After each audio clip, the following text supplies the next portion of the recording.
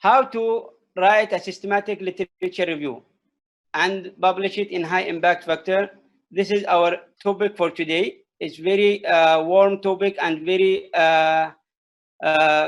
nice topic in every where many journals now they prefer to write a systematic literature review rather than writing a critical review. Why? We are going to answer some questions today. These questions starting by what is systematic review? We want to identify why what is systematic review, and we compare why we need systematic review in our academic journey. Also, what is the difference between a systematic review and traditional review? Why some journals prefer systematic review rather than critical review? And what are the steps in performing a systematic review? And lastly, how to report a systematic review data. I know most of you, especially who are starting just research academy, starting master or starting PhD, and if there is some students in degree level and they are starting a project last year project, so most of them they are when we talk about how to write systematic review, directly they think we will start to write a title and abstract and introduction and so on, the how to report also the information.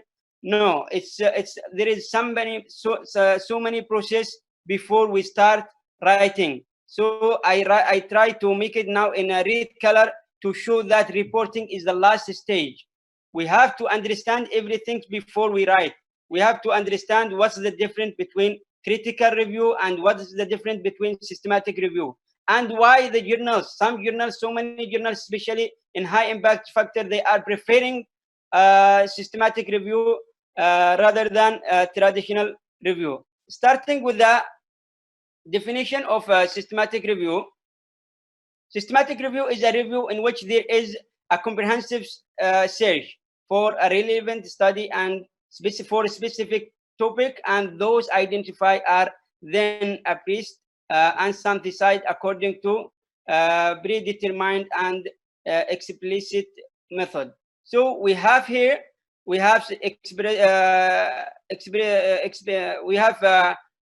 comprehensive search, and we have specific topic, and we have also special method. This is the different of systematic review. We are going to explain in step by step what's the difference between systematic review and traditional review. Why we need systematic review? First, to minimize the impact of the error. We don't want to repeat the same mistake of the previous researchers. So many research they are saying that the review and the people, there is no many articles in my area, especially who are starting in study or starting to doing writing systematic review, and also who are starting the master or starting PhD. They are talking, I don't have enough articles in my area. There is my topic is so new. It's actually it's not like this. We don't want to repeat the same mistake and to repeat the error, and to minimize the error, because we have so many steps to do the systematic review. So we will know what's the difference between systematic review and also critical review and traditional review. Can mitigate the need of the future further trials.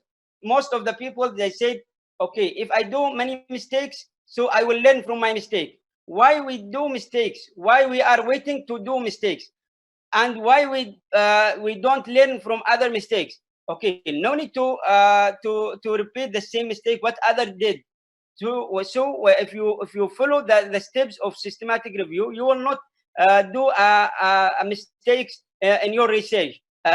Even you did the mistake, it will be a minor mistake compared to others. And some people, they say successful is depend on how many experience and how many mistakes you did before.